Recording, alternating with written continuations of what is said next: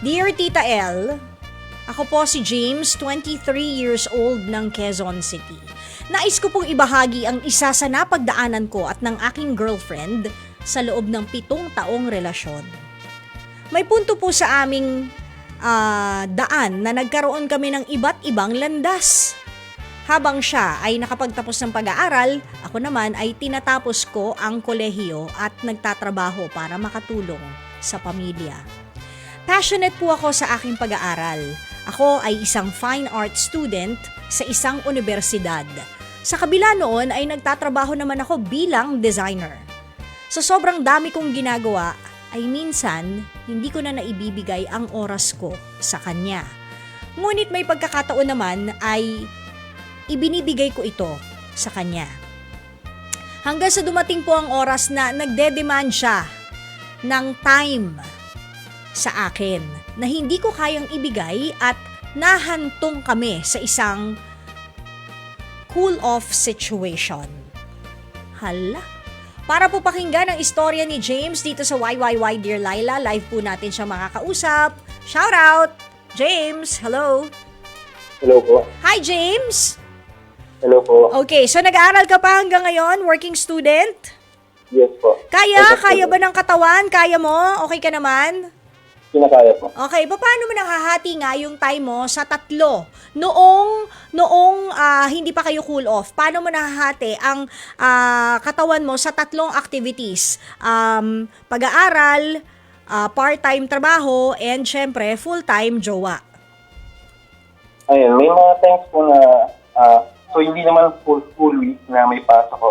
So, may times na, Monday, for work, and Tuesday sa pag-aaral, and most of the times, gabi ko siya nakakausap.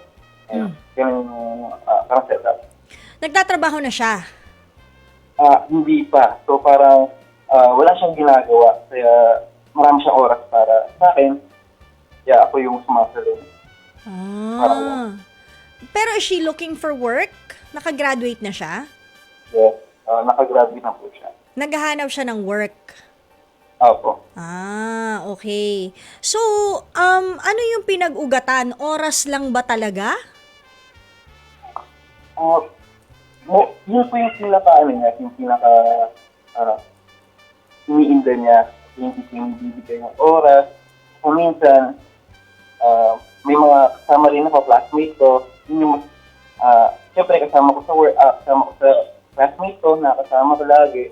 Tapos parang, yun, nagsiselo siya. Parang gano'n. Nagsiselo siya sa mga kaklase mo ba? Mga babae ba to? Hindi naman mostly babae. Pero may ilan, siyempre. Pero, friends lang talaga. Ganun mo po. Bakit hindi siya sumama sa inyo? Na-awkward ba siya? Minsan, may part na gano'n na awkward siya. Hindi ko alam kung bakit. Pero may times na gano'n po. Magkaiba ba kayo ng school before?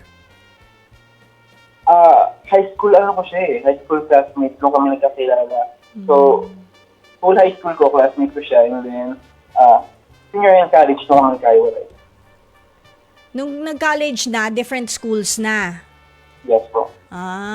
Okay. So, ngayon na nasa cool-off stage kayo, gaano nakatagal kayong naka-cool off? Actually, parang mga 2 weeks po.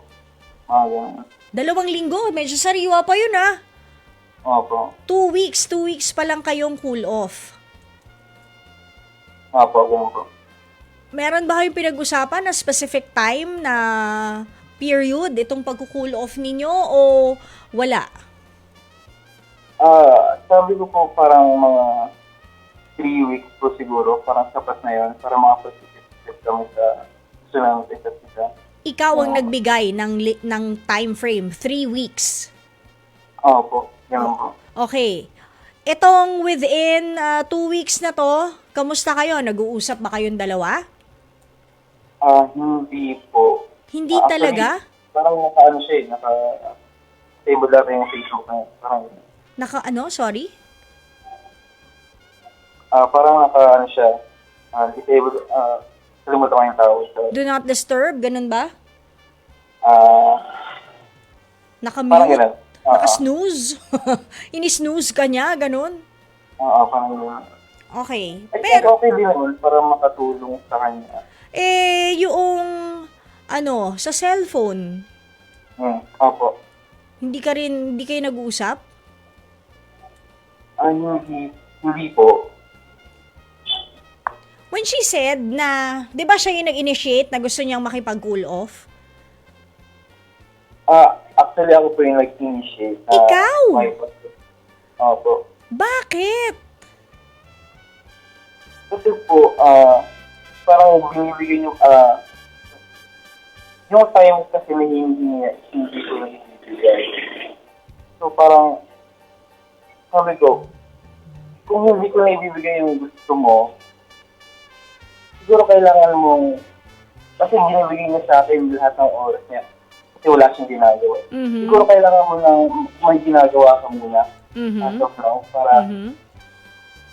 hindi na sa akin lahat ng oras mo. Pero hindi ka ba Parang ganun. natutuwa nun na binibigay niya or dinededicate niya yung time niya sa time being na wala pa siyang trabaho, dinededicate niya yung oras niya sa'yo? Ano ba yung nag-lead to the school off stage? Is she nagging you?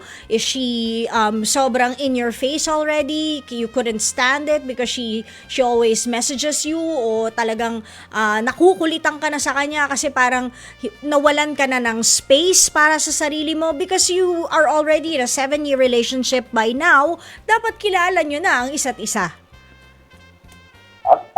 Masaya naman po na binibigay niya yung oras sa akin. Kaso po, minsan, nasasaktan siya na hindi ko na ibibigay yung, yung gusto niya na oras na ganito. Gusto niya kasama ko sa ganyan, hindi ko kaya dahil may trabaho ko, pagod ako sa something.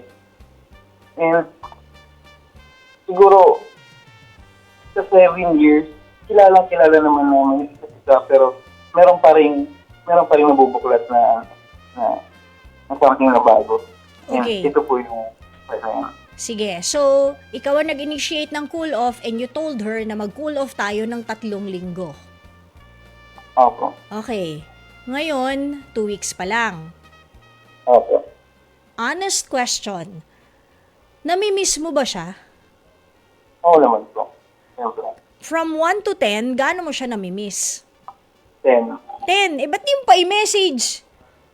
Di mo pupuntahan sa bahay niya kung talagang miss na miss mo na siya. Bakit kailangan magantay pa ng 3 linggo? Ikaw rin naman nag-initiate ng cool off di ba? Ako po yung nag-initiate and both naman po na gusto namin yung decision na yan.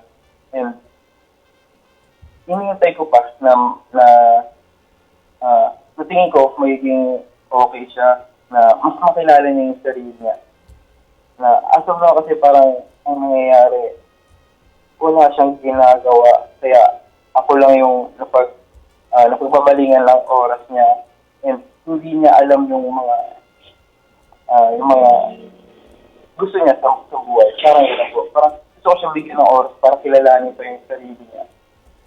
Parang Okay, so gets kita. Parang feeling ko, itong si ate girl na jowa mo, yung buong mundo niya umiikot sa'yo. Ganun ba? parang ganun po. Okay. So, di ba, nasa 2 weeks na kayo. And you Opo. said namimiss mo siya. Opo. Ano yung na-realize mo, kasi hindi pa tapos yung 3 linggo, ano yung na-realize mo? What are your realizations itong nagdaang 2 linggo na to na cool off kayo? What did you realize about your relationship? Na-realize ko na gusto nila talaga ako kasama.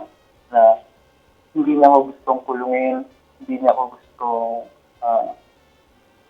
ihiwalay sa mga kaibigan ko. Gusto niya lang talaga ako kasama. And yung oras na humingi niya sa akin is somehow kailangan kong ibigay kasi nasa relationship ako. And wino-work ko yung sarili ko na parang ibigay sa akin. So, yun yung nararamdaman mo nung hindi pa kayo nagko-cool off. You feel, the right term ay nasasakal ka. Nasa-suffocate ka niya. Kasi nga, yung mundo niya ay umiikot lamang sa iyo. Ganon. Parang ganun po. Okay, and now you've realized na hindi naman pala ganon. Oo po. Na parang hindi yun yung intention niya na gawin sa akin. Mhm.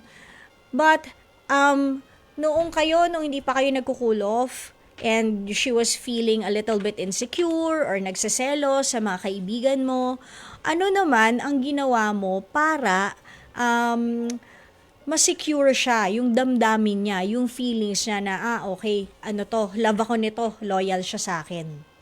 Is there any intervention that you did? What did you did? What did you did? What did you did? So, anong ginawa mo? What did you do? Minsan po kapag every week naman po, parang nag-e-effort naman ako ng pagkita sa kanya, like, take her out on a date, gano'n. Siyempre, every night, napalala ko sa kanya. So, may once a week naman kayo nakikita? Opo. Okay. So, ngayon May times pa rin ang week na hindi. most of the time, sorry? Most of the week naman po nakikita kami. Most of the week, nakikita naman pala kayo. Like once, parang ganun po. Okay. Sige. So, ngayon na on the third week ka na and the cool-off period is about to end, at I'm sure nakapag-isip-isip ka na rin, may mga realizations ka na rin, what do you plan now? Kasi 'di ba parang sabi mo, there are times in the week na nakikita kayo. Do you plan na dagdagan pa 'yon ng kahit konti para mas ma-secure siya sa kanyang nararamdaman? Ano yung mga naiisip mo na kumbaga pag-meet nyo halfway. Kasi, alam mo, pag nagkakaroon ng conflict, ang isang relationship, hindi lang naman isa ang may problema o hindi lang naman isa yung, kumbaga may mali. Parehas yan.